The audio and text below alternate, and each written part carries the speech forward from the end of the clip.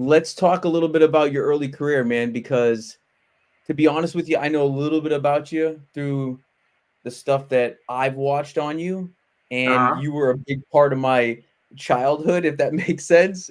I With keep hearing that from people lately. yeah, with Only the Strong, I mean Double Impact, Lionheart, like those movies for some reason, like so I kind of did a deep dive. As I get older, I'll look at things that I gravitated towards and I'll Uh-huh. wonder why I did that.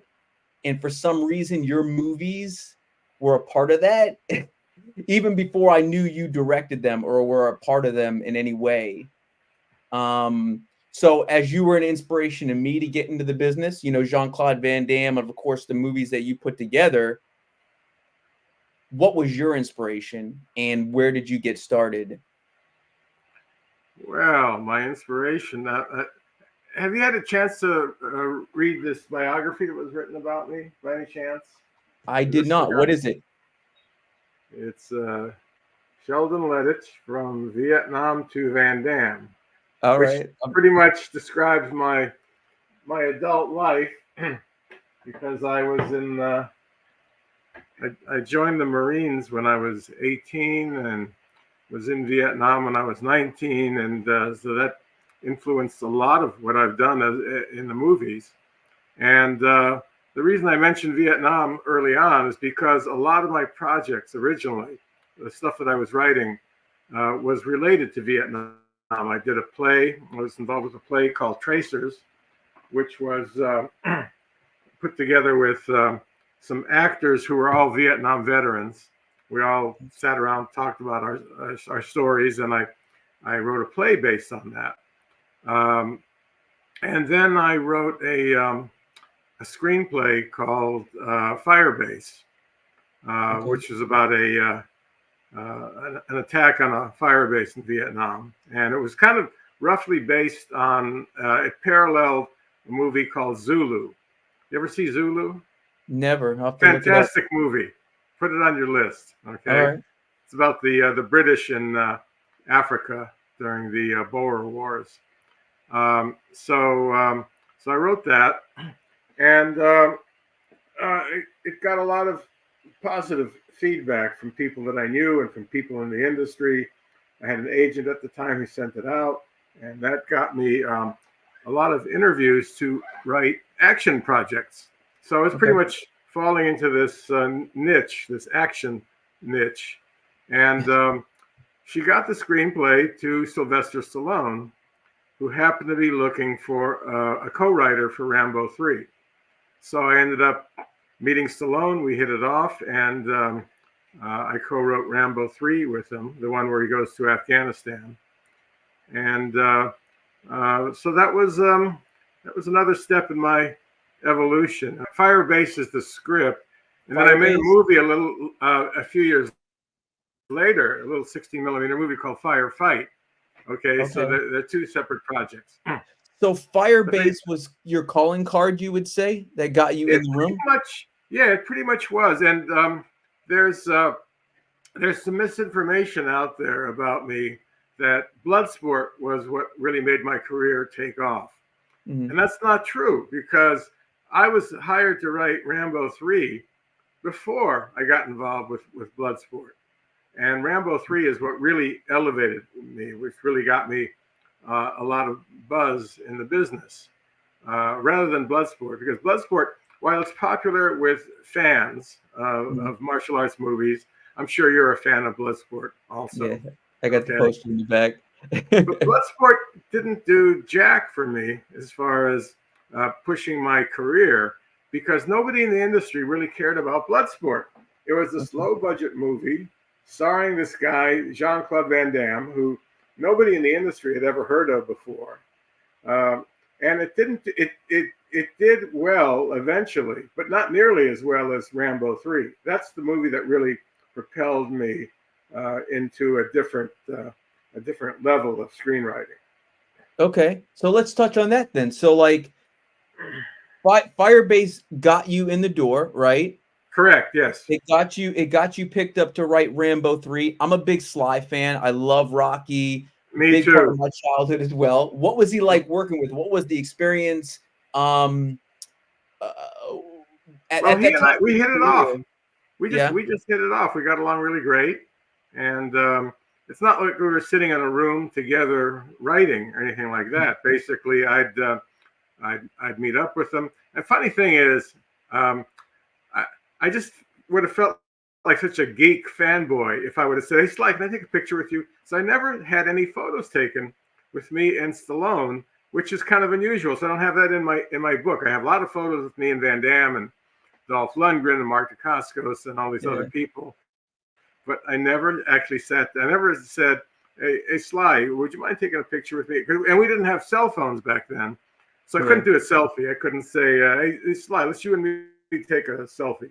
Okay. Trying to do like Back a then, Polaroid, uh, a or selfie Polaroid. I had a 35 millimeter camera, but I would have had to Yeah. set it up on a tripod and do a self timer and all that kind of stuff because you didn't take selfies with a 35 millimeter single lens reflex. Uh, We got to so, get you a selfie with Stallone now. huh? What's that? Do you have any selfies with Stallone now? We got to get you one, man. No, I never took a selfie with Sly. So, plenty of them with Van Damme and everybody else, but with Stallone, I never did. But we would get together at his office, and Mm. sometimes one time I met him in New York City. He had been traveling he went to Denmark to visit Brigitte Nielsen's relatives. Okay. Okay. And uh, he had kind of a bad experience there because there was a lot of anti-U.S. and especially anti-Ronald Reagan and anti-Sylvester Stallone, anti-Rambo. There was a lot of negative vibes towards uh, these patriotic American films like the Rambo films, and Okay. there's a huge demonstration in Denmark at the airport. Like there were really hundreds of people demonstrating against Stallone, and somebody had actually spray painted a death threat on his plane. He had a private plane that he flew over there, and somebody got close enough to spray paint a threat on there, which freaked Why? you. Huh? Why? Yeah. Why So were they? I guess I have to take you back to the 1980s when Ronald Mm, Reagan was the president, okay. and Rambo was a really popular film. And this was viewed especially by, there's a lot of leftists in Europe. And so Stallone became like their number one target. The number one hate target was Stallone because he represented America. He represented macho America. He was a good friend of Ronald Reagan, who was the president at the time. Mm, This led to a lot of anger and negativity towards Stallone. Just like, well, today we're seeing the same thing. The people are demonstrating against Israel.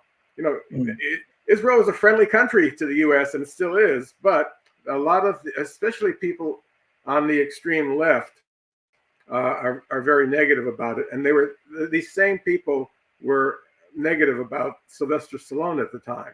So there were hundreds of them gathered outside his hotel room.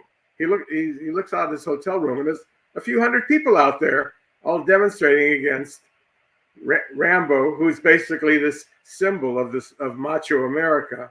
mm, And then they spray painted on his jet.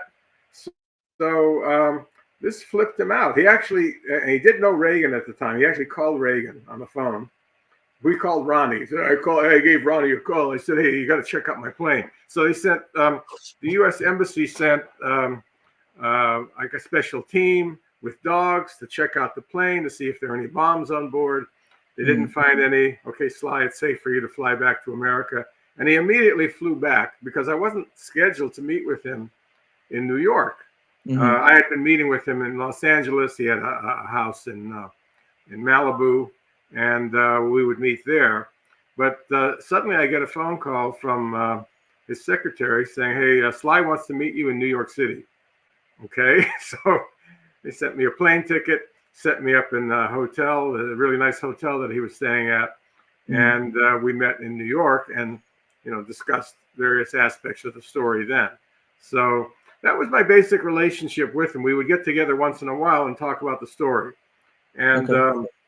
the very first time I met him face to face, my agent, and I wasn't going in there to talk about Rambo 3.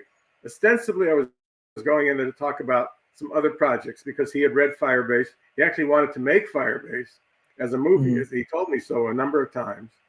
Never got around to doing it, but he liked the script that much. And I had come up with an idea for a French Foreign Legion movie at the time. Okay. And there was an article in the magazine back then called M Magazine. And there was the cover photo was a French Foreign Legionnaire with the beret and everything. And that's what kind of got me hooked on the French Foreign Legion, was reading this article, and led to me having an idea about a French Foreign Legion movie. So my agent actually pitched that to Sly because they wanted me to come in not to talk about Rambo 3. That was that was the bonus secret that they were going to spring on me. But they wanted to talk to me about the French Foreign Legion movie. And when I went in, I had that copy of M Magazine with me, and I showed it to his development executive. And she says, okay, wait, hold on just a second. I'll be right back. She goes in the back room. She comes out. She's got the exact same magazine. Sly had read the same magazine, and he had the same idea. Let's do a French Foreign Legion movie. So Sly and I met about that. That's how we got started, really. It wasn't really about Rambo 3. At first, it was just French Foreign Legion, and it just gave him an opportunity to sit down and talk to me and see how see if we meshed in any way. Yeah. Apparently we did, because I happened to have the exact same idea that he had. It wasn't the exact same idea because my idea was different. My idea was to have it take place in the 1920s, like in the classic French Foreign Legion era, like Beaugest era, with the fort in the middle of the desert and getting attacked by various tribes of Arabs. And he had an idea which was different. He wanted to do French Foreign Legion, but he wanted it to be contemporary. And I personally thought that and actually Jerry Bruckheimer had already made a French Foreign Legion movie like that took place in the 20s. It was called March or Die. And it's a really good movie. I don't know if you ever heard of it. Another one to look at, man. March or Die. March or Die. It's really worth looking at. We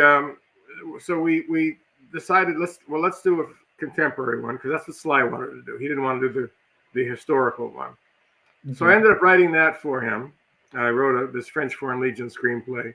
But at the same time, they started talking to me about a Rambo sequel. And I had pretty much the same idea that Sly had, which was have it take place in Afghanistan, because the situation in Afghanistan was very similar to what they had in the previous Rambo film, which I would call Rambo 2, the one that took place in Vietnam, where he goes back to rescue POWs. What we had in common was the bad guys were Russians, okay? They were the Soviets.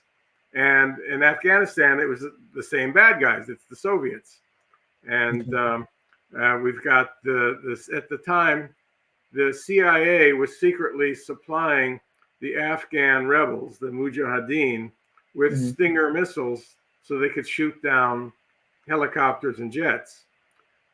So my idea was that Rambo goes over there. He's basically hired by the CIA this time. And they wanted to go over there and link up with the rebels and help them get these Stinger missiles. But the way that we developed the story, and this was mostly my idea, he just figured Troutman's the one who's contacted by the CIA. He goes to Rambo, says, hey, they're sending me over to Afghanistan to expedite getting Stinger missiles to the Afghan rebels. And I want you to go with me, Johnny. I need somebody to back me up. Hmm. And Stallone's feeling was that Rambo would just say, "Well, let me just go get my gear, and I'm there with you." Okay, but now being an actual Vietnam veteran and knowing a lot of Vietnam veterans, I felt that that's not how it would work. I felt like Rambo he's been through the ringer already. He's been to war. He's killed people. He's come close to being killed himself. He wants no part of this anymore. He's the baddest badass in the world, but he doesn't want to fight. You've got to push Rambo to get him to fight. He doesn't. He's not somebody who gets off on violence. In fact, he's trying to be nonviolent at the time. He's like, we put him in this Buddhist monastery in Thailand, basically showing that he's trying to get away from war and from warfare. And uh, so I told Sly, I don't think Rambo would be so eager to go to Afghanistan, even to back up his friend Troutman. He would say, "Sorry, uh, Sam, I've fought my wars. I'm through with this, and good luck to you, but I can't go with you. I just can't do this anymore." So what ends up happening, as you know in the movie, Troutman goes over there on his own, and he's captured by the Russians. And so now Rambo is feeling some pangs of guilt because his friend Yeah. came to him, wanted some help. Rambo refused, and now because of that, Troutman's being held prisoner in some Soviet prison in Afghanistan. So now he's motivated. Okay, it's not about him. It's not about wanting to kill people. He's not eager to get into a war situation again. But now he's going over there to rescue his friend. So that became the basis of Rambo 3. And that's something that Sly and I worked out together. And like I said, I'm the one who said Rambo wouldn't go. Even though he's the perfect guy to accompany Troutman, he wouldn't do it just because he's had enough of this. And so it becomes a rescue mission. And I believe even on the poster, they said the first one was for himself, the second one was for his country, and the third one is for his friend. It's basically all about going to Afghanistan to rescue his friend and his mentor, who is this guy, Colonel Troutman. That's pretty much how that story came about. And then we would go back and forth. I'd do some writing, then he would do some writing over mine, and that's basically how the collaboration worked. Is that Mhm. we would take turns rewriting one another's material. Nice. Which that whole debate thing I think works well in story, right? Because there's always that debate. What is it like? Is it like 12 It's pages in? conflict, huh? Yeah, conflict. Yeah, where there's this internal conflict of trying to, I'm not supposed to do this, and then finally it sends him on his, I guess, hero's journey or whatever. Of Right. Well, this yeah. was like an external conflict because Troutman comes to him, says, "Hey, Johnny, I need your help in Afghanistan," and Rambo says, "No, sorry, I can't do it. The only reason I can't do it is because I've done too much of this. I can't do anymore, and so I'm sorry, I'm not going to accompany you." Then his friend gets captured, and now he's feeling guilt. He's feeling obligated to go and rescue his friend, and he knows nobody else can do it because it's not like the U.S. is going to send troops over there to rescue him. It's got to be this. It's through his contact in the CIA. He has to go over there himself and effect the rescue on his own. And that's basically how the story worked out. That's cool, man. That's awesome. So you're working with Sly on Rambo, right? Right. Rambo 3. Were you working on Rambo 3 and developing that story as maybe Bloodsport, or what were projects that at that time that you were working on that led you into this, I don't want to say Well, steamroll, but of where it was you this had this nice run of movies? it was this French Foreign Legion project. I was working on. It was I called it Legionnaire, and I'd actually pitched it to Paramount and a few other people, and Paramount actually wanted to make a deal. They actually wanted to do this movie. And then Sly comes along, and he wants to do it also, but he already had Mhm. an idea for a French Foreign Legion movie. So I ended up making a deal with him, with his company. It was, as I recall, it was like a a 3-picture deal, and I ended up writing two films for this company, which is White Eagle Entertainment. Well, let me ask you this. So Legionnaire, though. So Legionnaire was 1998. Was that the same movie with Jean-Claude? No. I could not get this French Foreign Legion out of my head. I love Gotcha. this idea of a French Foreign Legion movie. In fact, when I first met Jean-Claude, we started talking. We hit it off also. We started talking about things that we could do together, and I told him, the French Foreign Legion is a perfect arena for you because you got the accent, and they have a reputation of being these badasses. They've been in conflicts all around the world.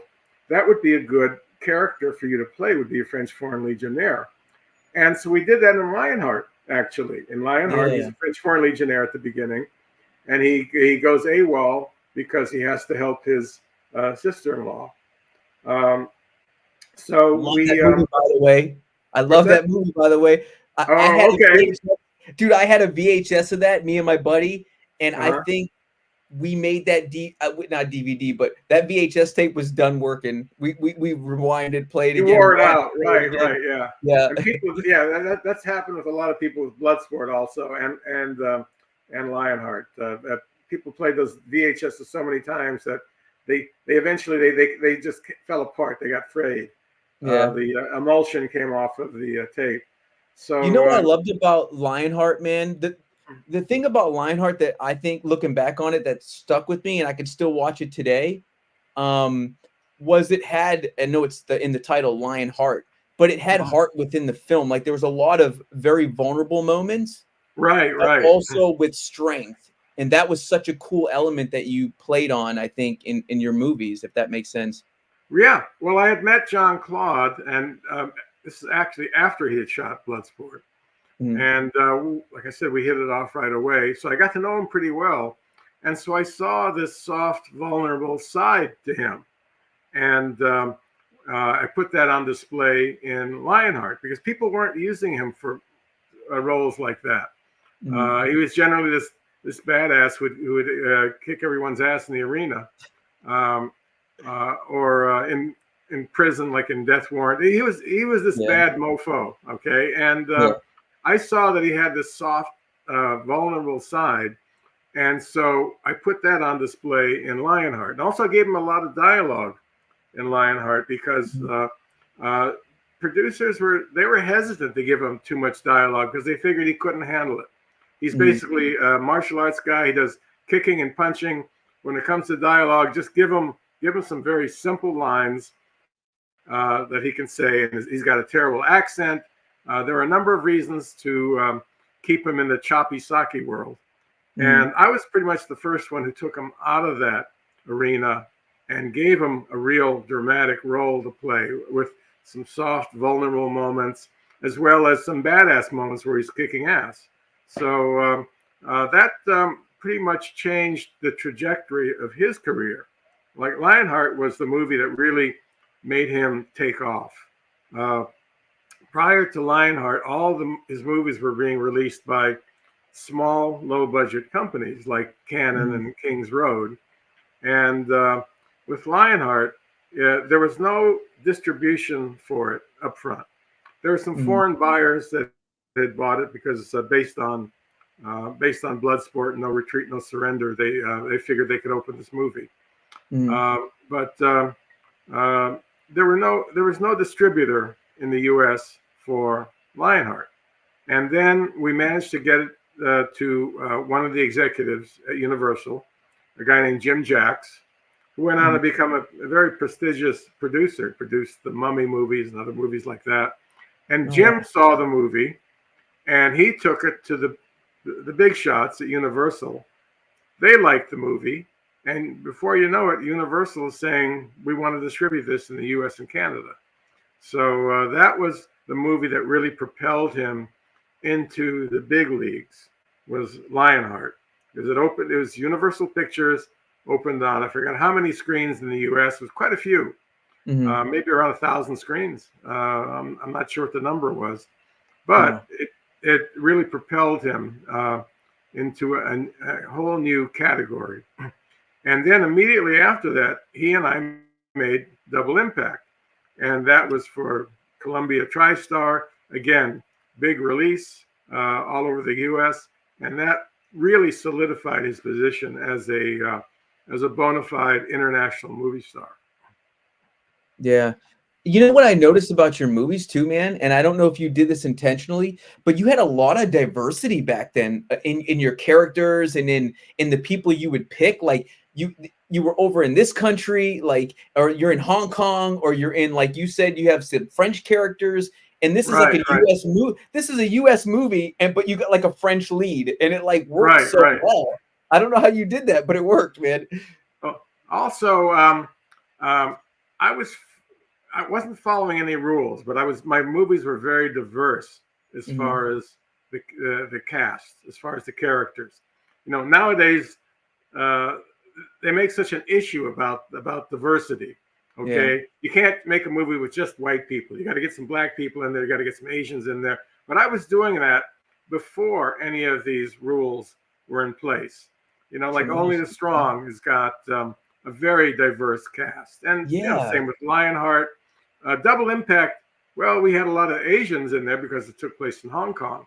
But otherwise, my movies were generally very diverse as far as cast. And yeah, they didn't have, there was not a sameness to them. Um, yeah. you know, I had,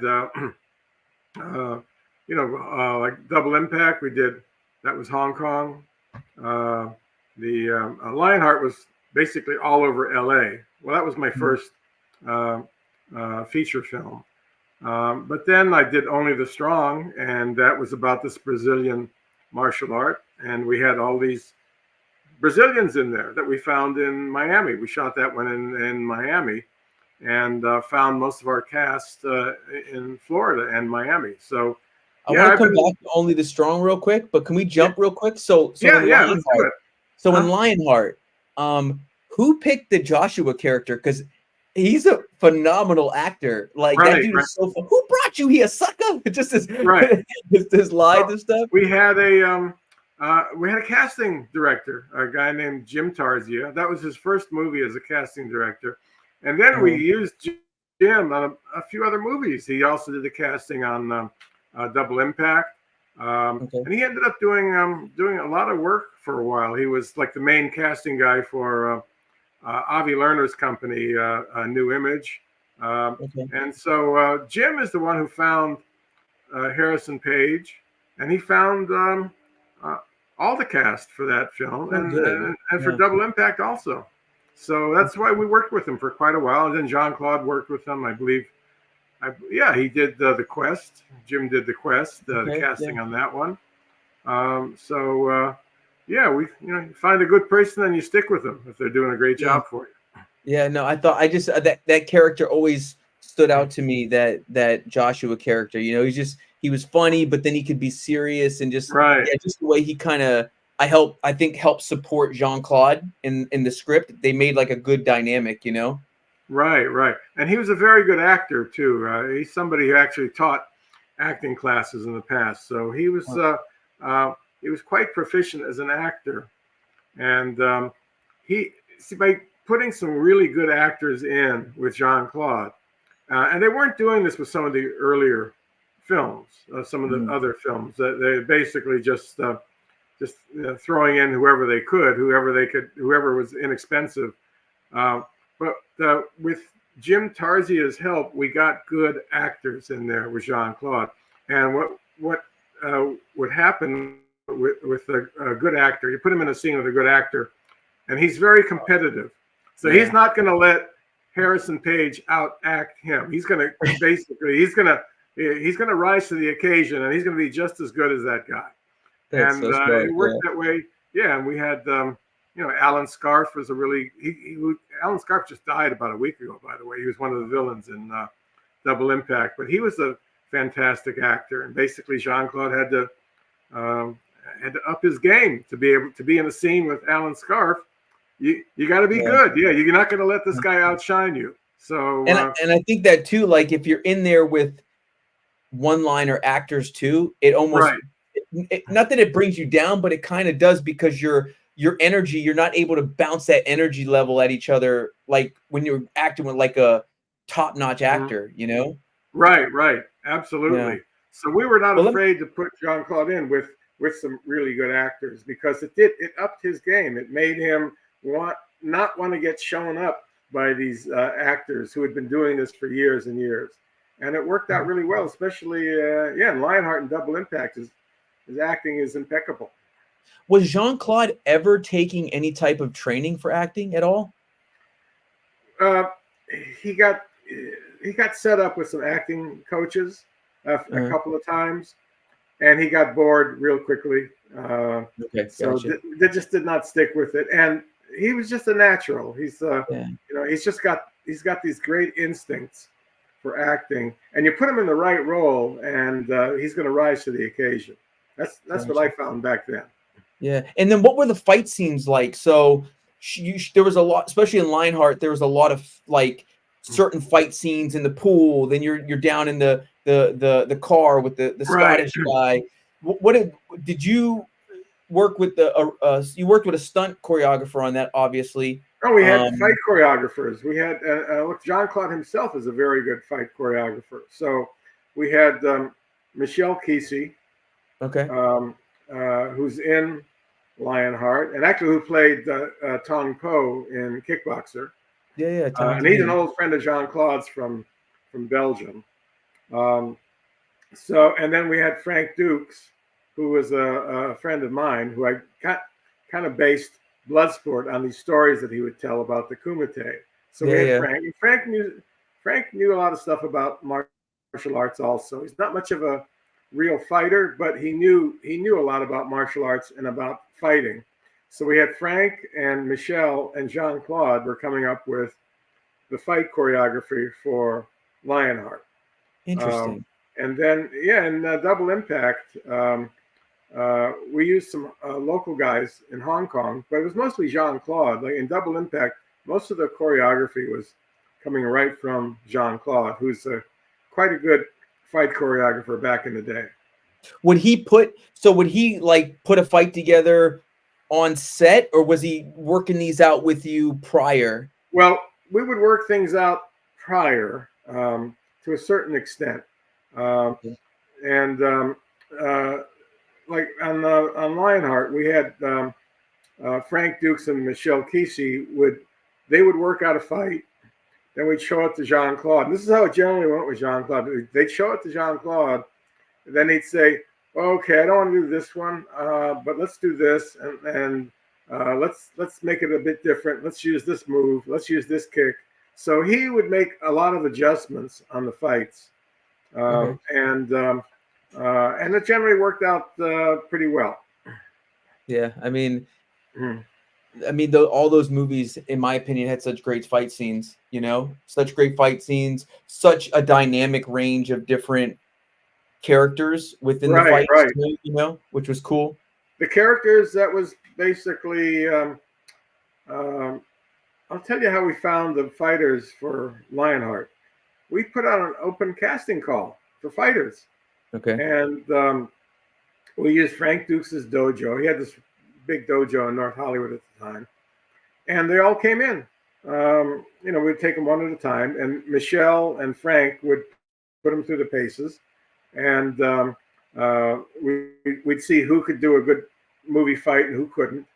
So we Mhm. narrowed that down, and then I narrowed it down further because I wanted all the fighters to look different from one another. So if two guys were both good at doing a movie fight, but they looked too similar to one another, I would choose one and not the other. Gotcha. So that's how we found most of those fighters. Although a few of them came in from their friends of Jean-Claude's and friends of Frank Dukes also, like Jeff Langton, the guy who gets punched in the nuts in that underground parking garage. Yeah, yeah, He was yeah. an old friend of Frank's. So Frank is the one who brought him in, Okay. and I liked him, and he did a great scene. The guy who does the final fight, that was Abdel Kesey, Michelle Kesey's brother, and he had Okay. also known Jean-Claude since their days when they were training in martial arts back in Belgium. So we brought him over from Belgium. And then Jean-Claude used him again. We used Abdel in The Order, and Jean-Claude used Abdel in The Quest. So this is somebody that Jean-Claude knew from way back when. And we found a few new people too, like Billy Blanks. I don't think Yeah, yeah, he's never been in a movie before. And we yeah. found him when we were auditioning these fighters, and put him in the film. And people have wished that I had done more with Billy Blanks, because we really just gave him this one fight in the Foreign Legion camp at the beginning. But Yeah. he went on to become quite a big personality in his own right. Interesting. And Yeah, how there's that a few, works. huh? Yeah. Did he have any like prior um inkling of being in the movies like that, or was it just something that kind of came up for Billy Blanks? Um, I don't know if he had any prior inkling. Actually, it's surprising. So many of these people who train in martial arts, who Mhm. are fighters, um, they all harbor a dream to be in a movie one day, and to Yeah. be a movie star like Jean-Claude or Stallone.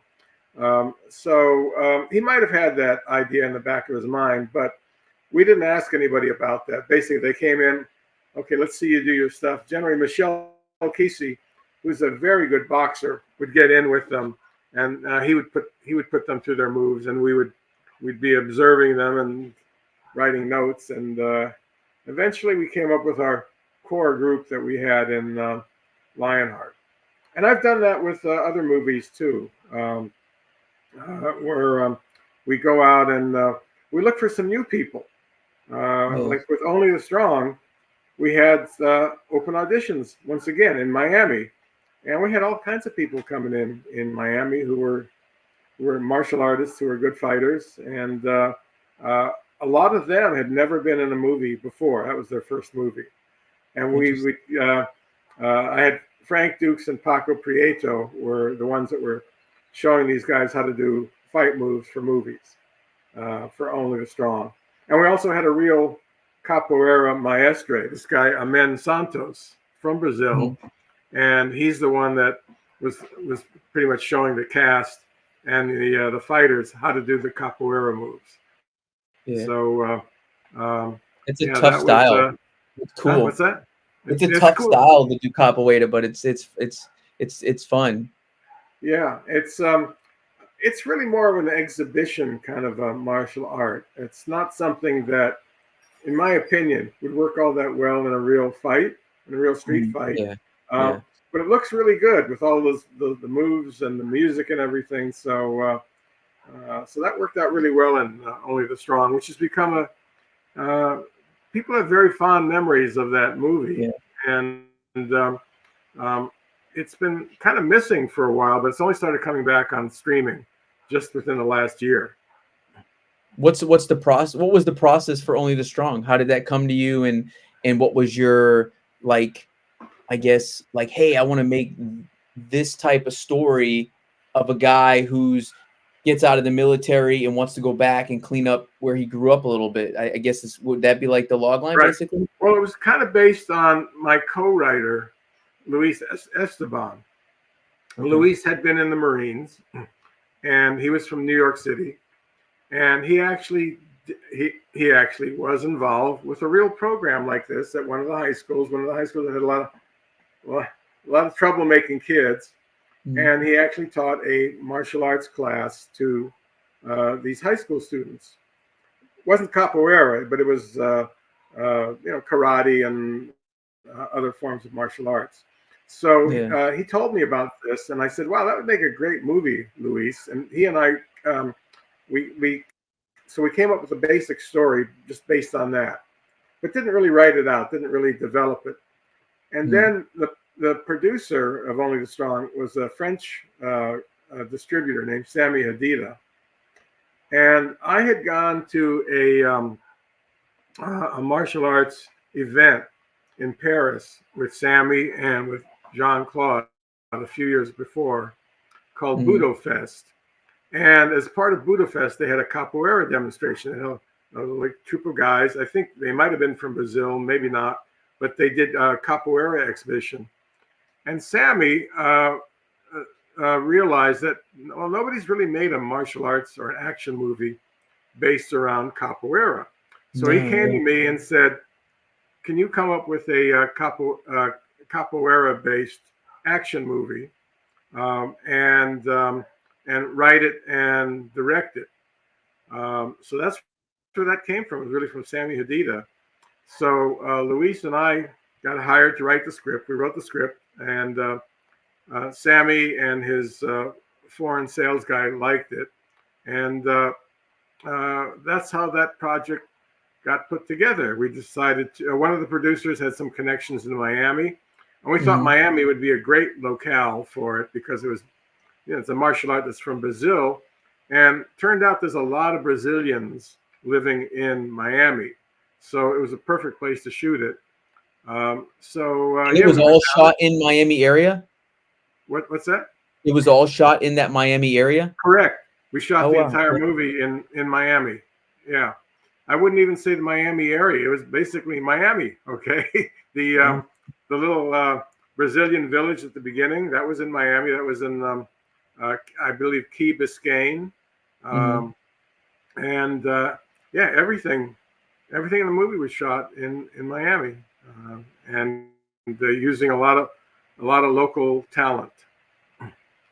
I That's brought so cool.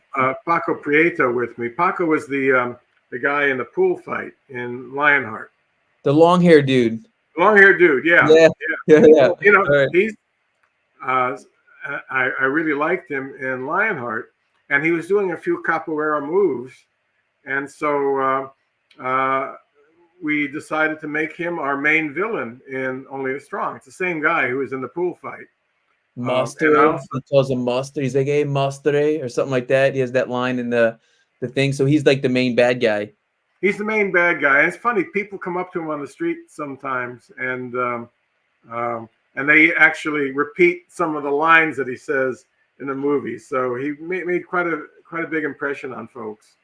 He did good in Um, that role. yeah. So he and we brought Frank Dukes along on that one too. So we had him and Frank put some of the fights together, but we also had Maestre Amen from Mhm. Brazil, who's the real capoeira master, and we had a stunt coordinator, Miami-based stunt coordinator named Mhm. Artie Maleshi. So all four of those guys were involved in putting those fights together in Only the Strong, and yeah, I thought we had some interesting and unusual fights in Only the Strongs, just because we were trying to go with capoeira, basically not using any, Shotokan or jujitsu, nothing like that. We were trying to stick to capoeira, which is a little tricky sometimes because, like I said, it's not something that's really a street fighting technique.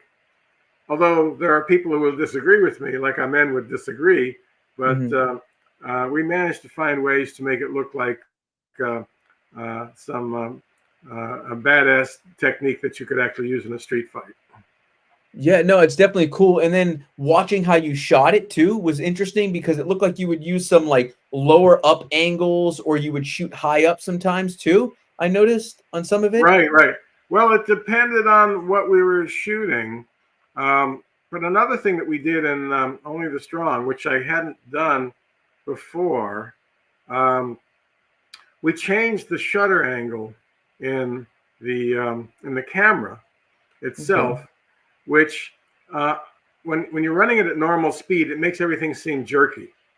But when you're running it at a high speed and you've adjusted the camera angle, it puts a lot of energy into the slow mo. So we shot a lot of slow mo. I don't know if you've noticed that in Only the Strong also, but the No. slow mo didn't have that dreamy underwater quality to it. It actually had some energy to it. That's because we made that adjustment with the shutter. Interesting. It's kind of a long technical explanation that I don't want to get into, but that's one of the reasons that those fight scenes look really good and look really unusual in Only the Strong. And yeah, we Yeah. did low angles. It just depends on what is going on in front of the camera. For some of the stuff, low angles with a wide angle lens worked really good, and for some of it, overhead, looking down and Mhm. seeing, so you could really see the moves, because just shooting the capoeira moves just normal with like a 50 millimeter lens would not have looked interesting. We really had this, in order to showcase it, you had to be low so you could really see those kicks going over the camera, or high so you could really see the speed of those kicks and those moves. And it ended up working out quite well. But those are some techniques that I haven't really repeated, but they worked out. They worked out well for Only the Strong. Yeah. What was it about Mark Dacascos that kind of is Mark Dacascos, right? What was it that stuck out about him? That did you pick him, or was that a combination, or how did that work? I picked him actually. He was introduced to me when people got word that we were going to make this martial arts movie, and I was looking for a new guy. I didn't want to use Van Damme, though Van Damme could not do capoeira. Van Damme does what Van Damme does, but he's not good with certain. He's not an acrobat. He's not good with weapons at all. Like no weapons work for Van Damme. But now Mark Dacascos could do all of that stuff. He could do the weapons. So you see, there's some weapons fights in Only the Strong. You know, he's got like a long pole. He's twirling that around. He's got like a short stick. He's using that. He's smacking people. And Mark was an acrobat. And so we've got a lot of acrobatics in the film where he's like leaping up in the air and doing somersaults. Mark could do that stuff. So the fact that he could do all of that made me want to utilize him and to give him some special moves to do where he could show off all these techniques that he was great at.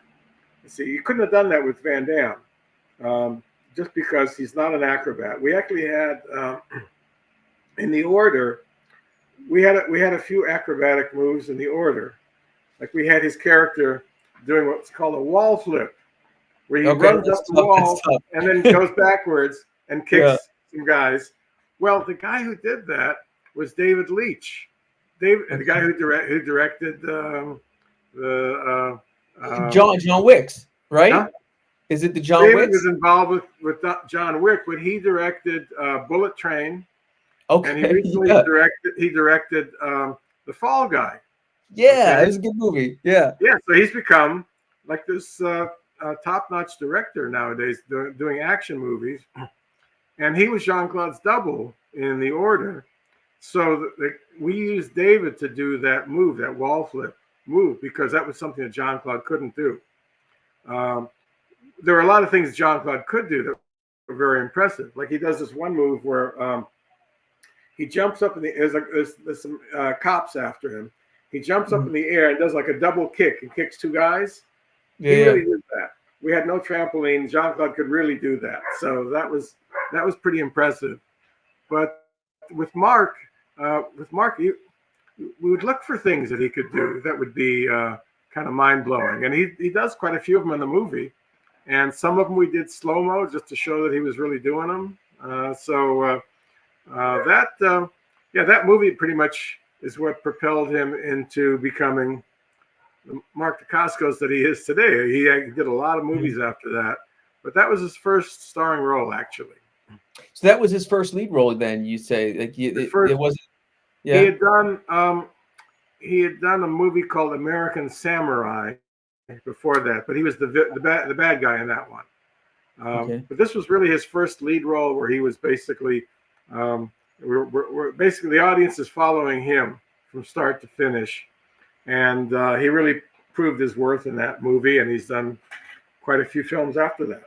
Yeah, it's a great movie. And then I was watching too some of the behind the scenes, and yeah, that was really him, man. He doing the backflip like that. I'm like, damn, that's a tough move to do, man. Oh yeah, he could do that stuff. He could definitely do it. That's when you've got an actor who can do that stuff, you want to show it off. You know, it's just like in Bloodsport, when Jean-Claude got cast, we were looking for somebody to play that role in Bloodsport, to play this character that was going to have to do some real fights. Basically, you weren't going to be able to fake it with a stuntman. And you see Jean-Claude, we couldn't do, we couldn't replace actors' faces back then with CGI. Yeah, yeah. So basically, we had to have somebody who could really do this stuff and who could play the role. We weren't necessarily looking for somebody who was a great actor, although Jean-Claude does a good job in Bloodsport with the acting. But we Mhm. needed somebody who could do the real moves. And Canon Films had suggested Michael Dudikoff to us at one time to play the lead in Bloodsport. The problem with Michael, though, was that he's not a martial artist. He can't really do this stuff. And he was in those ninja movies, Mhm. but they had Sho Kosugi and Steve Lambert wearing the ninja mask doing all that stuff. It wasn't Oh, Michael. So, okay.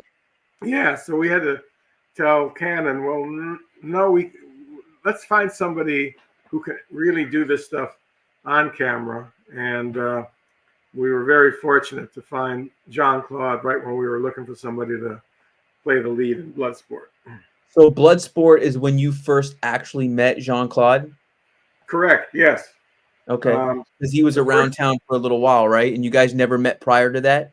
no, we never did. Um, I was introduced to him on the telephone. He was in Hong Kong with Frank Dukes, and they were having some problems with the script. The producer was changing the script, Mhm. and they weren't happy with that. So they called me, and that's when I met Jean-Claude, but it was on the telephone.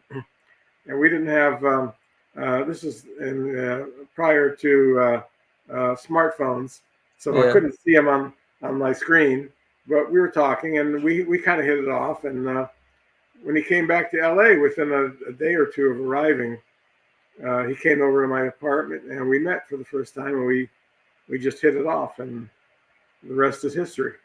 And and that's when you guys started working on the script. So they had a prior script that they were working on. Jean-Claude was already casted. It was already based on Frank. And then you went in and redid the script, or how does that work? No, I wrote the original script. Okay, you wrote the original script. I wrote the original script. There was no script prior to. Um, I was uh, again. It's all in this book. Okay. I'm gonna read it now. Yeah, you can get it. It's available on Amazon. And So if you're watching right now, everybody out there, go get the book, take a go look get at it, go show them get the some. book.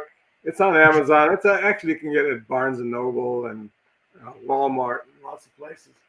Awesome, But awesome. um, yeah, so I had met Frank. It's kind of a long story, but basically Frank was telling me and everybody else that and he had a martial arts dojo at the time in North Hollywood, which I went Mhm. to, so I could see. Well, he's a real martial artist. He's got this school, um, and he was telling me about this kumite event that he Okay. supposedly participated in, and he had an article in Black Belt magazine about himself and the kumite. Now, I didn't know all Okay. that much about martial arts at the time, but who am I to dispute Black Belt magazine if they're telling me that this is the real story? Yeah, So, based on that, uh, I I pitched the idea to Mark DeSalle. Hang on just a second. yeah. Do your thing, man. And Mark, knowing that I was had been hired to co-write Rambo 3, um, got in touch with me and took me out to lunch and said, "Look, I'm looking for a writer. I've got an idea for a martial arts movie, and there haven't been any martial arts movies for a few years, and I think it's time to bring them back.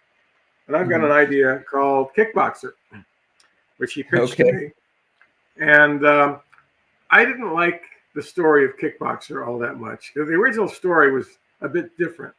Um, Instead of killing um, Kurt's brother, he kills Kurt's mother. Okay, Tong Po Okay. comes. It's a crazy story. It's in the Yeah. book, uh, Okay. but basically, Tong Po is defeated in a match with his character Kurt, and to get his revenge, he goes to Kurt's house that night, and with the intention of killing him with a kick. But Kurt's mother happens to walk into the room at the same time, and so he kicks her in the face and kills her. So now Jeez. I thought that was a bit way over the top.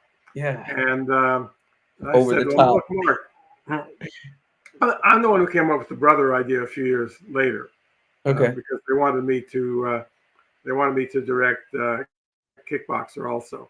But I said, Mark, look, I've got a better idea than this Kickboxer. It's called Bloodsport. And his eyes just lit up. Right? Well, Bloodsport. Wow, that's a great idea. That's a great title for a movie. So I told him Yeah. about Frank, and I said, this guy's for real. And here's an article in Black Belt Magazine that says he really did this stuff. And if you'd like to meet him, I can set up a meeting because he lives in LA. So we set up a meeting. We all hit it off. And then Mark hired me to write a screenplay called Bloodsport about this Kumite and Frank Dukes winning the Kumite. So that's how that came about. So I wrote the original script. Canon, once we got it set up with Canon Films, again, it's a long story, but Yeah. they did bring in some other writers to do some rewriting on the dialogue. And then once they had their star, once they had Jean-Claude in place, and they had a production deal in Hong Kong, because the original script did not take place in Hong Kong. And the Kumite that Frank supposedly participated in did not take place in Hong Kong. He says that it took place in the Bahamas, although nobody in the Bahamas has any records or recollections of the Kumite ever taking place there. But we set it in Hong Kong because Canon Films found a great production deal with a production services guy named Charlie Wang in Hong Kong. And that's why we moved the story, we rewrote the script and moved it to Hong Kong. And that's why it takes place in Hong Kong, which worked out really, really well. Yeah. And so were you on set when they were shooting that? Because if you did the writing for it, but you didn't direct it, right? I didn't direct it, and I was not on set. It's basically, that's how writers get treated. Okay. Yeah. Well, once the movie's going into production, they generally don't bring the writer along. Like on Rambo 3, I was not on the set either. And although, no, when it was my turn to direct a movie, I brought Luis Esteban along with us to Miami. So Luis was there on the set the whole time, helping me with some, just last minute adjustments on the dialogue. And I actually put him in the movie. He's actually one of the, there's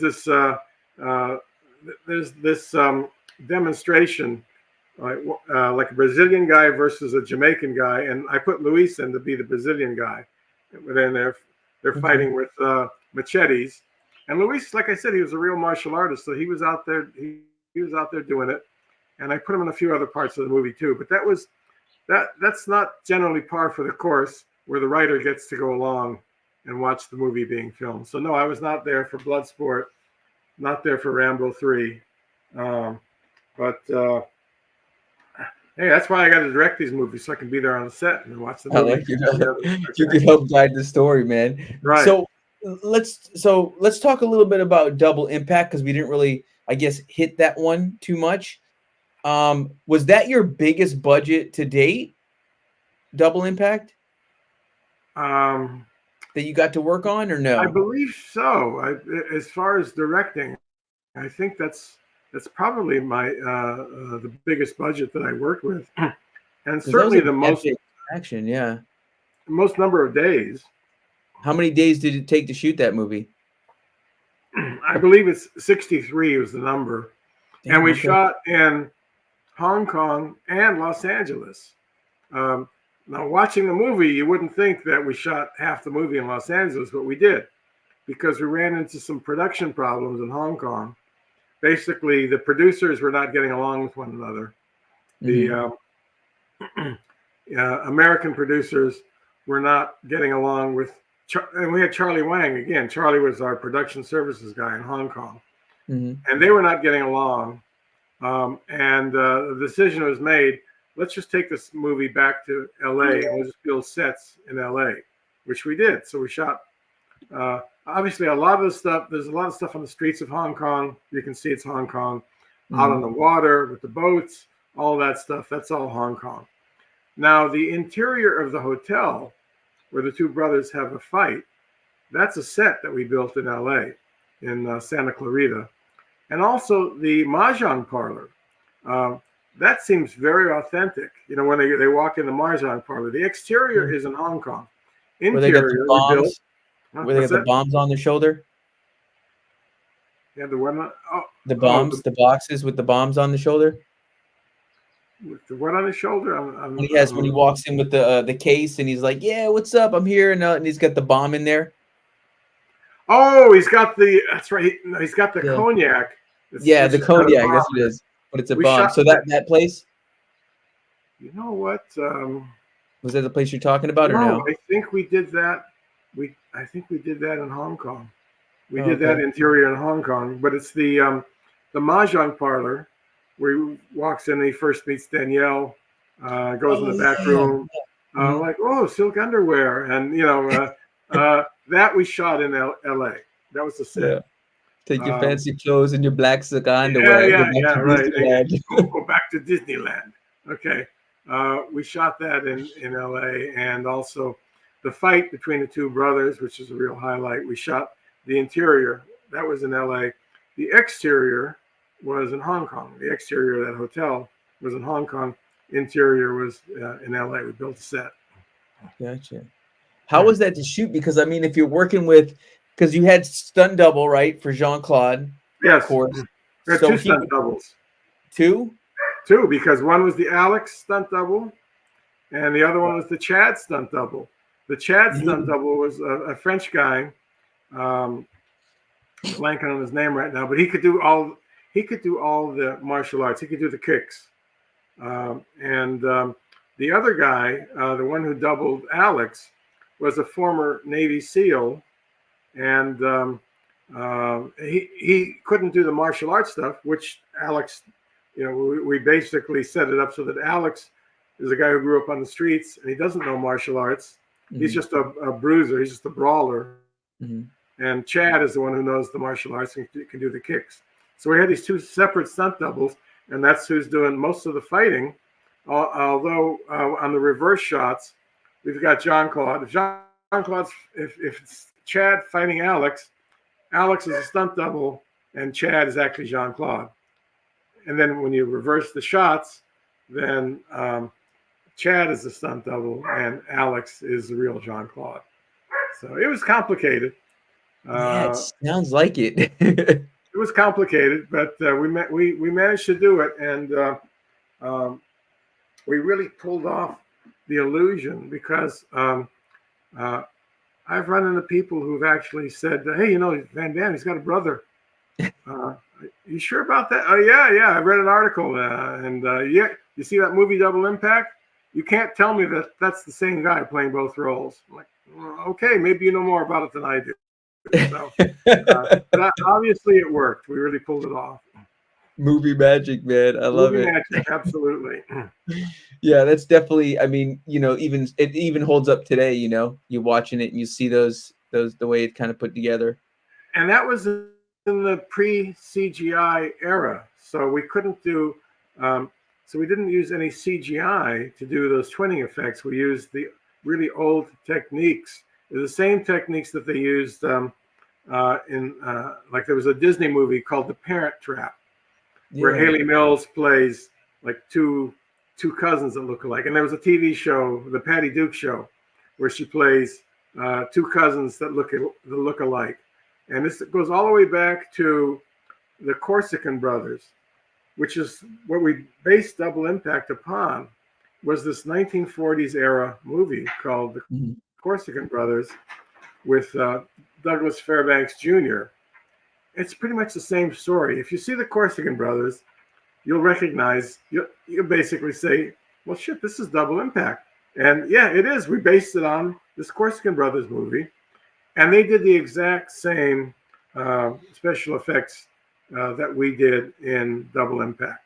We're talking about 1942. So they did split screen. Yeah. So the few shots where you see both twins in the same shot, that was split screen. We shot it twice, and then they put the film together using an optical printer. So it's a very basic technique, but it works. It worked really well. Nowadays, Yeah. we would do all of this with CGI, but didn't have it back then, so we made do. Because what is that when they would put the tennis ball? So you'd have somebody here, you'd have like Jean-Claude on this side in the Alex character acting off of whether it's a tennis ball or another actor. No, we didn't have tennis balls. What we did was Uh-huh. tennis balls is generally you've got like a monster or a dinosaur or something, okay, to look at. Gotcha. But what we had was we had some stand-ins for Jean-Claude. There were these twin brothers, Jeff and Jerry. Actually, I'm forgetting what their last name was now. But they were actual twins, and they were actors. And so one of them was the Chad stand-in, and the other one was the Alex stand-in. And basically, we would just do over-the-shoulder shots. So Okay. if we're over the shoulder on Chad, then we got the real Jean-Claude there, and Alex is being played by this. Rector was the last name, Jeff and Jerry Rector, and they would be. These guys were actors, so they could deliver the lines. So Jean-Claude was actually delivering lines, and then we would switch everything up in the editing room, and also with ADR, voice replacement, and we made it work pretty well. The illusion really works.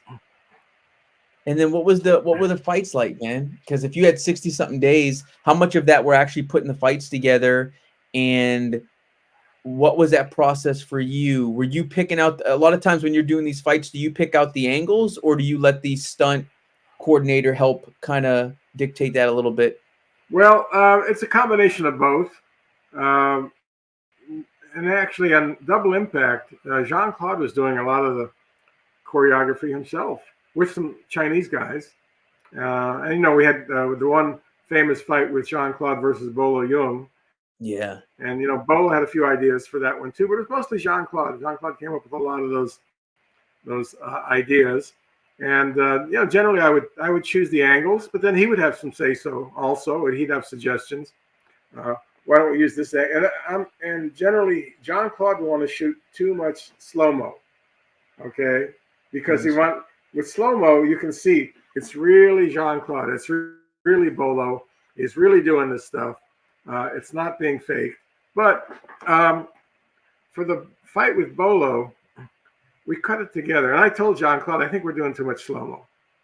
No, we got to have slow-mo so you can see the real kick. Okay, fine. We shot it all. And it looked like they were fighting underwater because they're moving really slow. Gotcha. It's like something out of Aquaman. Okay? Yeah. Okay. So what I did there was I sped up many of the shots. In fact, most of the shots we actually, again, had to use an optical printer. This is back in the pre-CGI days. It wasn't easy to change this stuff. But we would take out every other frame, or every other frame, or every second frame, and that would speed the shots up. So we shot at 64 frames per second, take out every other frame, and now you get it back down to 24 frames per second if you needed that. So that was the choice that Jean-Claude made. He loves slow mo. In fact, in the Quest, me and a lot of other people have said there's way too much slow mo in the Quest. Okay, but that's the way he wanted it, and you put it all together, and it's like something out of Aquaman. Everybody's moving really slow, like they're underwater. So the Quest, I love the Quest, but it reminds me of like it reminds me of a period piece of Bloodsport, like like a Bloodsport period piece. But that's what Jean-Claude's original intention was. He basically wanted to make a big budget version of Bloodsport. And I was the first one he came to me and he said, hey, he called it Enter the New Dragon originally. That was the title. Okay, all right. That's what he was doing. He approached me about co-writing it and co-directing it with him. And I was busy working on other stuff at the time. And I really didn't have the time. I'd been hired to write and direct G.I. Joe for Warner Brothers. Paramount ended up doing it, but I wrote a script for Warner Brothers. And so I was busy with that and busy with a few other things. So I recommended Frank Dukes. Why don't you get Frank to co-write the script with you, because he knows a lot about martial arts. He's got a great imagination. He came up with this whole, you know, blood sport idea, but said that he really did it, that he really participated. Uh, so they ended up hiring Frank to co-write the script, or to write the script. Okay. And then they, like a lot of other writers, came in and wrote over that. I actually did a rewrite on it myself. Yeah, I opted out, and I pretty much wish I didn't. I wish I would have stuck with that one because that Yeah. turned into a pretty successful film. Yeah, I definitely enjoyed that one. I remember when it came out, I think I was trying to go back and think, what year was that? Well, Press. I'm the one who suggested when he first came to me, like, look, rather than having it take place present day, because that was the original idea, was to have it take place present day. And I said, well, it's going to be too much like Bloodsport then. And it already is like Bloodsport, but why don't you set it back in an earlier era, like the 1920s? Because otherwise, you got all these fighters coming from all over the world. Nowadays, it's so easy to do that. You get on a plane, and in 12 hours, you're in Hong Kong, or in 12 hours, you're in Tibet, or wherever you want to go. Why not set it back in the 1920s, where people couldn't get there immediately? They had to go on a journey. That's where the title of The Quest came from. So it became this quest. So it wasn't just get on a plane, fly to Hong Kong, do your fight, and fly back home. It was a real journey. And so that was one aspect that I gave to it. I think that worked out pretty well, because it's like Bloodsport, but then it's not like Bloodsport, because it takes place in Tibet, and people have to get on elephants or ships or trains in order to get to this competition, which I think gave it a much different flavor than Bloodsport, even though ostensibly it's the same movie. Interesting. So 2 questions before you go, because I don't want to take up your time too much here, and I appreciate you. We're fine. I appreciate you being an inspiration to me. Like, your movies really inspired me just to be I would say, a better person. Like, if that makes sense. Like, watching some of the characters you created, like the Lionheart character, where you try to live up to that sense or of heart. Does that make sense? So, like, having the heart to withstand stuff and stay within something for a long period of time, and maybe that was your military background that taught you a lot of those things. Or it's just me. It just comes from me. Really? So yeah, well, the military might have helped a little bit, but basically, I am who I am. So I'm glad to hear that inspired you somewhat. Thank you for that. Yeah, it did a lot, man. It did a lot. Still to this day, man, I'm out there kicking the bag and still just trying to do things. It inspired me to get in the movie business. Granted, I'm nowhere near where you guys are, but I still do it, and I still try, and I still try to compete. I've run into many people who've said the same thing to me. I just met a couple of guys from Uzbekistan just last week. They're trying to do some movies in Uzbekistan. And I showed my book to them, and these guys said, "We grew up on your movies."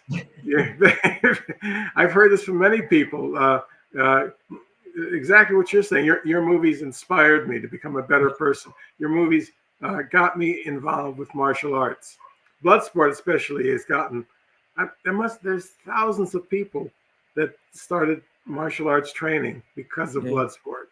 So so these films have been an inspiration in some ways to a lot of folks. Big time, still to this day. So let me ask you this then. What's one movie that you've created or that you are a part of that you feel represents if you had one movie that you created and that would last let's say a lifetime of this was you and this was your creation, which movie would that be out of the ones that you created? It would probably be Lionheart. Okay. Yeah. Why? Why? Well, because I guess it's getting close to being 30 years later, and people still love that movie. I was just I might be doing a movie in Ohio sometime later this year. So I was just in Ohio, meeting with some people, doing some scouting, Mm-hmm. um, and so many people uh, came up to me and they told me just how much they loved Lionheart and how much it inspired them, much more than Bloodsport. I mean, Bloodsport got Yeah. people involved with martial arts, but it just especially women especially love Lionheart. It's women who are fans of Van Damme movies, their favorite Mm-hmm. movie is almost always Lionheart, just because it's got that softer side of him. Because his character rejects this femme fatale who's trying to start an affair with him, and he's taking Yeah. care of his sister-in-law and his little niece. He gets his little niece a bike, and Mm-hmm. so that really touches people. But women especially love that movie Lionheart. That's one that seems to be enduring over the years. Uh, I would say Bloodsport is just as much, but there's different things. Bloodsport's a different movie than Lionheart, and Mm-hmm. Lionheart um, generally tracks towards the female audience more so than Bloodsport does. But Bloodsport's almost always guys that love Bloodsport. I started taking martial arts because I saw Bloodsport. Uh, and, Only the Strong. A lot of people like that one too. But the one that really seems to have endured all these years is Lionheart. Nice. And then let me ask you this: what are your goals going further? Like we're, as you know, we're still alive, we're still breathing, we're still Right. creating. What do you want to achieve for the next, 10 years, 5 years? Like, what are your goals going forward? Um, well, I'm older than I look. All right, I'm in my 70s now, so there's not Okay. too much too much room to maneuver. But I've got two movies that I'm supposed to be directing later this year. I don't Nice. know if both of them are going to work out. One of them is called Fight Pride, and I've Okay. just been. They just sent me a schedule for that one. We'll see if that's going to happen, which we might Mm. shoot in England. Oh, nice. Um, and they're both about uh, underground illegal fights.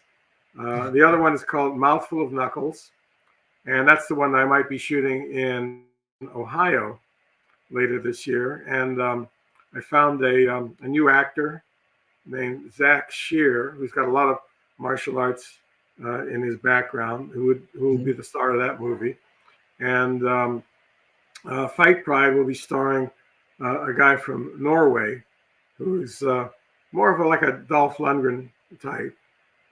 So we'll see. Look, I haven't uh, when I'm actually on location and we're setting up cameras and all that, then I'll know what's happening. But for right now, I don't know for sure. Although these people have been talking to me and they've been, like I said, I was just in Ohio recently, meeting with investors and seeing sets and seeing locations. So we'll see how it goes. But that's in the near future. Hopefully this year I'll be making one of those. And maybe I don't know if I can do both of them in the same year. One of them might have to be pushed back till next year, but we'll see. So I'm still Awesome. in the game, and I still want to keep making movies for however long I can keep doing it. That's awesome, man. And then last but not least, where can everybody find you? I know you said the book's on Amazon, but where do you like people if somebody wants to reach out to you and say, "Hey, I want you in this project or to be a part of this project," where can they go? Best place really is Facebook. Um, Okay. I use Facebook Messenger a lot to stay in touch with people. People can reach me through Facebook Messenger and also Instagram. I don't use Instagram very much, but I'm on Facebook almost every day. So that's a good way to get in touch with me. Awesome. Awesome. Well, Sheldon, thank you for coming on, man. I really appreciate you, and thanks for being an inspiration to a lot of young men out there. Okay, and yeah, so let's try and get a copy of this book if this I'm interview I'm is I'm ordering it. I'm intriguing gonna at order all. it right now. All right. Order And booked. that's actually me there. People have asked me, so, okay, so I see Van Damme and Stallone, but which movie is this with the guy with the helmet on? Well, that's not a movie. That's me. The Okay. real badass. Right. So okay, so we're touching on that a little bit. Then let's talk a little bit about your military career real quick before you go. Okay. What can you share about it? And because it's funny, I do a lot of stuff on YouTube where I'll challenge myself, and Uh-huh. I got a buddy that was a former Navy SEAL, and he Uh-huh. took me through the Navy SEAL fit test, and that was fun, man. But yeah, talk a little bit about that, man. Let's hear some Well, stories.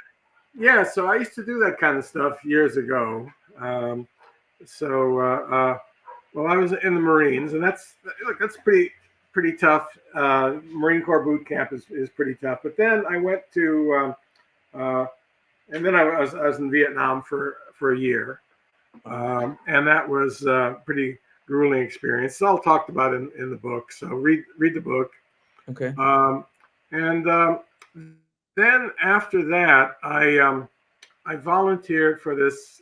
The Marine Corps doesn't really have special forces, but they do have some recon units that are very tough to get into. It's basically the same training that the Navy SEALs do.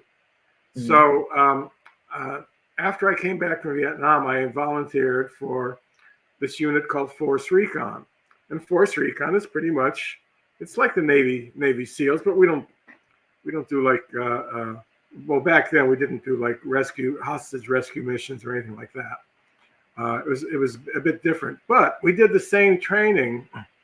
The SEALs train on Coronado Island in Okay. San Cool. Yeah. Diego, and I went through the same training. Basically, went through amphibious reconnaissance training. So I spent a lot of time in the water. I spent a lot of time, scuba, snorkeling from. They would drop us off from a ship. I mean, I am not exaggerating. 5 miles off the coast of California, and we'd have to swim in. We had fins, of course, but Mhm. even so, that was pretty grueling. Or we'd go on these little boats, these inflatable. Nowadays they call them Zodiac boats. So I did all that. I did parachuting. I went to jump school, so I have a number of jumps under my belt. Um, and yeah, I was in Force Recon for 2 years at Camp Pendleton. Did a lot of training all over the place. Trained side by side. Well, like I said, trained side by side with the SEALs. Mhm. And we'd be running on the beach there in Coronado, and here's the SEALs running alongside us, and we'd start singing chants where we'd be taunting one another. So that was kind of fun. And then, yeah, I went to Ranger School also. Ranger School was a very tough school, pretty much been called the toughest military training in the world. Um, a lot of foreigners are sent there, a lot of people from foreign armies. Mhm. Um, but generally, that's a school that lasts 2 months. And we had mountain training, learning how to climb mountains and rappel down, and uh, uh, jungle training, going on patrols through the Everglades Okay. swamps, which is a lot. It sounds kind of hard, but it's even harder than it sounds. Okay, we do patrolling through these mangrove swamps at night. Okay, and you don't see there's like mangrove stumps that you bump into. You're in water all night and not eating anything, not getting any food, not getting any sleep. So this is a pretty tough school to go through. So I managed to do that and graduate from that, and graduated from jump school, and I just did a lot of really tough training. Mhm. And this is like post Vietnam. Vietnam was pretty tough, but some of the training I had post Vietnam was even tougher. And that's So yeah, so that was my military career, and I still stayed in touch with some of the guys from the recon unit, um, who are still around, and we've stayed friendly over the years. Don't really know anybody I served in Vietnam with. We all kind of spread to the four winds from there. Mhm. Because over there, it's different when you're in a special unit. When you're in like a recon unit or an elite unit, because there's very few people in it, very few people that can pull themselves up and get through the training. So I got to be friends with some of the guys there, and I'm still friends with some of them nowadays, and still get in touch with them once in a while. So the real life nobody should be badass. found that I know. What's that? The real life badass is you. No. The thing is, I was a radio operator, so basically, I don't really know that much about martial arts myself. They taught us a little bit of hand-to-hand combat, but not a lot, because basically, when you're a Marines, you're not supposed to fight. You're not supposed to fight the VC hand-to-hand or the Mujahideen hand. You're basically supposed to either shoot them or call for artillery or call for an airstrike, and that's what takes care of them. You don't do it yourself. So I'm really not so much of a badass, but I have gone through some very tough training. But so you're mentally. It's mentally and physically also, because it's really tough. It's tough to do this shit, like you're on a patrol, and like the patrols in Ranger School would last a week or 10 days, and you'd be on the move. There was no time to sleep. You guys would be falling asleep. I swear, guys would fall asleep standing up. And one thing that we had to do was always check the guy in front of you, because I swear they'd be standing on their feet and they had no sleep for a week, and they would just nod off. And the patrol is moving forward, and the guy in front of you is not, and you'd have to tap him on the head and say, "Hey, wake up!" And sure enough, the guy would be asleep on his feet. So that's pretty tough, okay? And then they wouldn't give us food when we had nothing to eat. They'd give us like maybe once every few days, and you'd have to scrounge for your food. They fly out, a plane flies over. We're out. It's nighttime. We're out in the jungle. Yeah. And they're going to be doing an airdrop for you. Okay, that's going to be your dinner. So we hear the plane fly over. You can't see it, and we see like something drop out with a parachute. And now you got to go find it. Okay, at night in the jungle. All right. So, and if you don't find it, you're not eating. So that was part of Ranger School. Ranger School it's a tough school. Anybody you talk to that's been to Ranger School or knows about Ranger School will tell you it's basically the same kind of shit that they do in the Navy SEAL training, except there's not as much water work with Ranger School. But I did plenty of water work with Force Recon because we were in the Marines, and we did like these called hydrographic surveys. Well, hydrographic surveys basically mapping the shoreline, so that and basically ahead of an amphibious invasion, you've got to know what's under the water, because this ended up being a big problem in World War II. They'd send in these landing boats, and they'd get stuck on rocks or on shoals or whatever. So now the SEALs do this too. You do these hydrographic surveys where you actually you drop a weight attached to a rope, and it's got marks on it for the depth. So I'm going into a lot of detail here, but it's interesting stuff. You've got like 20 guys online, and you move up a little bit, you drop your rope, you write it down on you got like a clipboard, and with chalk, you write it down. Then you move a little further, you write that down. And what you're doing is you're mapping the shore. You're mapping the area that's under the water that leads up to the beach, underneath the shore. And you can see how, well, we just had the 80th anniversary of D-Day? I think it was. And basically, when these guys were landing in Normandy, the landing craft would get hung up, and then they'd have to get out of the landing craft with all this weight on their backs, and some of these guys would drown in the water. It was shallow water, but basically their landing craft was stuck and couldn't go up on the beach. So they'd have to get out and they'd have to walk through the water. And so that's why we do these hydrographic surveys, so that you know ahead of time if there's going to be any obstacles or where the obstacles are. You map those, and that way they can avoid the obstacles when they're landing on the beach for amphibious assault. Interesting. That's some of the shit that I did when I was in the military. That's crazy, man. It sounds like a fucking. It sounds like a fucking. It sounds fun, but scary at the same time. It's fun and scary, you know, like parachuting out of a plane. We're Yeah. not talking about like civilian parachuting where you put your body out there, then you let go and kind of float down.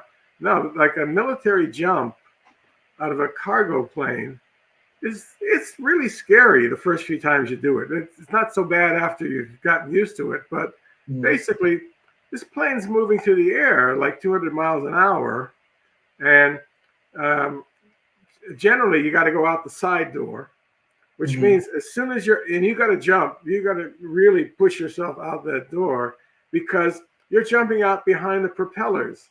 All right. So as soon as you jump out, you get caught in the prop wash, and it's basically like tossing a cigarette butt out of a moving car on the freeway. So that's it's pretty hairy, yeah. And you know, and if hopefully your chute opens, you've got a reserve just in case. And I've seen guys, I've seen malfunctions where the chute didn't open and somebody had to pull their reserve. So it's a pretty hairy thing to do military jumps. Is it one of the round? Is it the round ones that you can't kind of control, and you just kind of fall? Yeah. We did. Well, I think nowadays most of the parachutes are controllable, but yeah, we were doing like low-level jumps, and no, they were not controllable. They had like a opening in the back. You could control them just slightly. You could just change your direction just a little bit, but it's not. And you wouldn't have a soft landing because with the new kind of parachutes, they can just land on their feet. You couldn't land on your feet back then. Basically, you had to do what was called a parachute landing fall, where you would kind of like just roll over and dissipate some of the energy and try not to have your knee or any other breakable part of your body hit the ground because, yeah. People would, like on the first few jumps at Fort Benning, they'd have medics standing by, and sure enough, you'd see people taken off of the landing zone on stretchers because they broke their leg or their knee or something or elbow. It was not easy to do back then. Nowadays, I think the missions are a lot tougher, but they have better equipment. And nowadays, I just saw they did some jumps for the D-Day events, and they were doing the old-fashioned jumps where like they're coming up both sides of the cargo plane, and the chutes are getting inflated, and they were doing it old school style. That's the way I was doing it. That's a lot. How many jumps have you done? 33. Well, actually, but I knew guys that had 1,000 jumps. Okay, yeah, that's a lot. Like 33 is enough for me. All right. Did you do any rappelling or anything like that too? Or yeah. Did rappelled out of helicopters, rappelled off of cliffs, did all of that stuff. So, yeah, that was my parts of my military career, which is very. I was in for 3.5 years. I got out early because of a medical problem, but yeah, I did a lot of stuff and got to train with a lot of different people. You know, at the Ranger School, there were Navy SEALs there. There were Green Berets. There were people from different countries too.